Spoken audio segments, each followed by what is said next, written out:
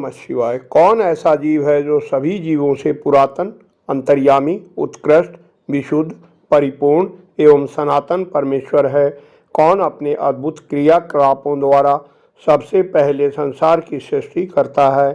कोई परब्रह्म है या नहीं? इन्हीं सब प्रश्नों पर अति महत्वपूर्ण सारगर्भित जानकारी आज की वीडियो में प्रस्तुत है। स्वयं ब्रह्मा जी के मुखारबिंद से कही ये जानकारी शिव पुराण में वर्णित और प्रमाणिक है। कृपया मेरी त्रुटियों को क्षमा कर भक्ति रस का अमृत पान करें। अति विशिष्ट जानकारी पाने के लिए इस वीडियो को पूरा देखिए। एक समय महर्षियों में बहस छिड़ गई, यह परब्रह्म है या नहीं। विवाद बढ़ने और कोई निर्णय न होने के बाद वे सब ब्रह्मा जी के पास गए।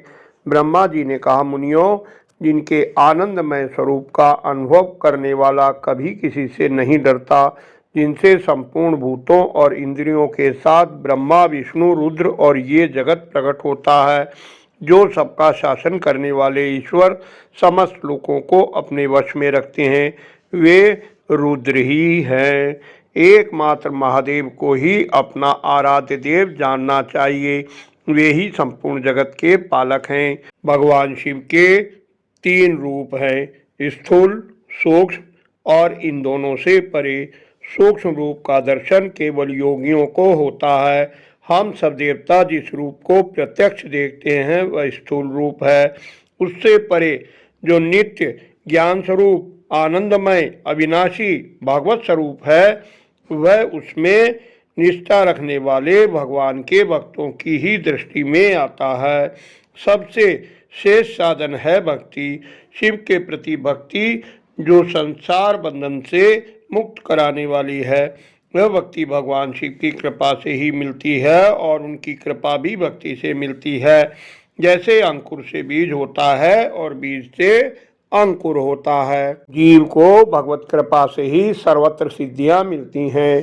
संपूर्ण साधनों से अंत में भगवान की कृपा पाना ही लक्ष्य होना चाहिए। वेदोक्त साधन या आचार से पाप और पुण्य में समता आती है। उस समता से अंतः शुद्धि और धर्म की वृद्धि होती है। फिर धर्म की वृद्धि से जीव के पापों का क्षय होता है। इस तरह जब पाप क्षीण होते जाते हैं, अनेक जन्मों के अभ्यास से उमा महेश्वर का तत्व ज्ञान प्राप्त होता है। उनकी कृपा से कर्मों के फल का त्याग होता है। कर्म फल त्याग से शिव धर्म में प्रवृत्ति होती है। फिर ब्रह्मा जी के उपदेश से मुनियों ने नैमिषारण्य में 1000 वर्षों तक यज्ञ किया। यज्ञ के समापन पर मुनियों के आह्वान पर वायु देवता वहां आए। सुंदर आसन पर बैठकर वायु देवताओं ने मुनियों की जिज्ञासा शांत करते हुए कहा, वस्तु के विवेक का नाम ज्ञान है। वस्तु के 3 भेद माने गए हैं, जड़, चेतन और उनका नियंता यानी परमेश्वर। इन्हीं तीनों को क्रम से पाश, पशु और पशुपति कहते हैं। माया का नाम प्रकृति है।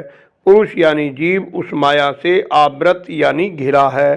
चेतन जीव को आच्छादित करने वाला अज्ञान में पाश मल है।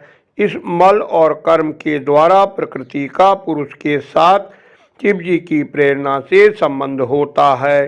अज्ञानमय मल यानी पास से शुद्धि हो जाने पर या यूं कहिए तत्व ज्ञान हो जाने के बाद जीव स्वतः शिव हो जाता है। मुनियों ने पूछा, प्रभु, सर्वव्यापी चेतन को माया किस हेतु से आवृत करती है और किस उपाय से इसका निवारण होता है?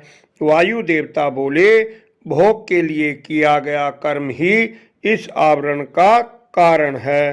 कर्म 2 प्रकार के होते हैं, पुण्य कर्म और पाप कर्म। पुण्य कर्म का फल है सुख और पाप कर्म का फल है दुख। भोग कर्म का नाश करने वाला है।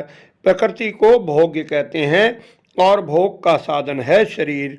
सत्व, रज और तम ये तीनों गुण प्रकृति से प्रकट होते हैं।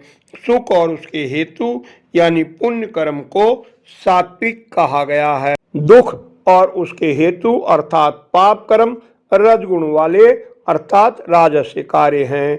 जड़ता और मोह तम अर्थात तमोगुण के कार्य हैं। सात्विक वृत्ति यानी पुण्य कर्म ऊर्ध्व गति ऊपर की ओर उन्नति की ओर ले जाने वाले हैं।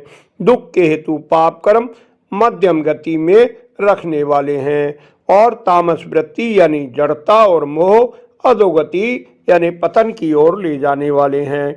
अतिशय भक्ति भाव से मिलने वाली शिव कृपा से मल का यानी अज्ञान का नाश होता है।